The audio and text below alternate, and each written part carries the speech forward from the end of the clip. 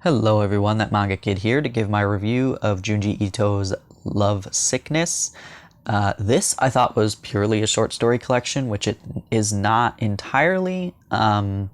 It's mostly short stories that all take place in the same, like it's the same overarching story, and then at the end there's a few like unrelated short stories. But we mostly follow Lovesickness in this particular story. So our main character is Ryusuke. He's moved back to his kind of small town that he's from. It's been years since he last lived there, and he's kind of jumpy and nervous, and you're like, what's with this dude? And there's this kind of trend in the town of these like I don't remember what they call it. It's like alleyway fortune telling or something like that. The basically you go onto the street and you wait in at a crosswalk, and the first person who walks past, you ask them for your fortune. And most of the time it's about love and finding love and, you know, getting the person you want and whatever.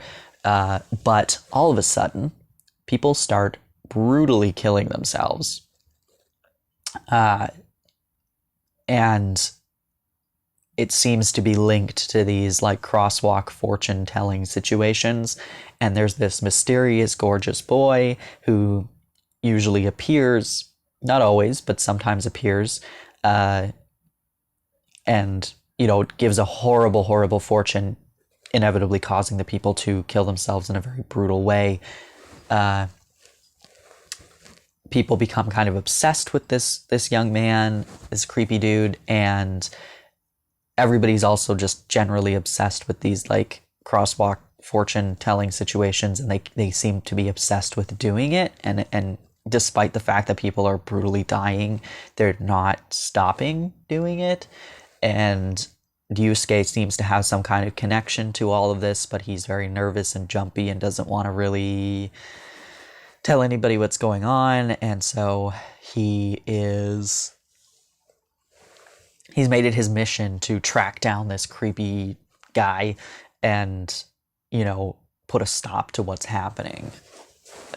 It's a pretty, like, I was very intrigued. And obviously you've got the quintessential Junji Ito artwork, very creepy and brutal.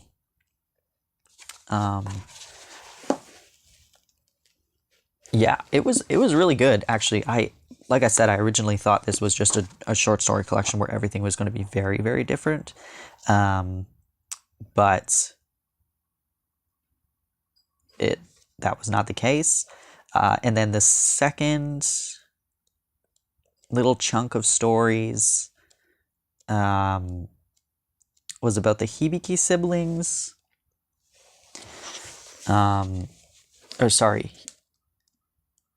Hikizuri siblings. I'm not sure how I read that so wrong. But yeah, about these like creepy group of siblings. Those were also pretty entertaining. I actually quite enjoyed those as well. And yeah, there was just a bunch of, sorry, I'm now just flipping through. There was a few other random stories: the Mansion of Phantom Pain, the Rib Woman. Yeah, this was a very, very strong collection. There have been a few of the short story collections, or just general, you know, ones that I've been reading that are not as good. This one I would highly, highly recommend. I think that if somebody was not as familiar with Junji Ito, I would say honestly, I think this one is a good one to put at the top of your list of things to pick up, because I think every story in here I found particularly engaging, and the ones at the back that were a bit less engaging, they were a lot shorter, so it really didn't matter as much. And even still, I found that the ones in this one much more entertaining than, like, Smashed is by far my least favorite collection.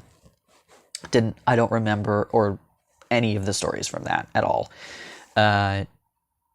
But yeah, I think that this is a strong one that I would recommend because it kind of gives you a mixture of both. It gives you a bit of a longer story with this like Lovesickness one, because most of this volume focuses on that. Then you get the Hizukuri siblings, which has a couple stories, so it's again a little bit of a longer one, and then you get a couple really short ones, and I think that's a good mixture, to get a bit of a taste of what is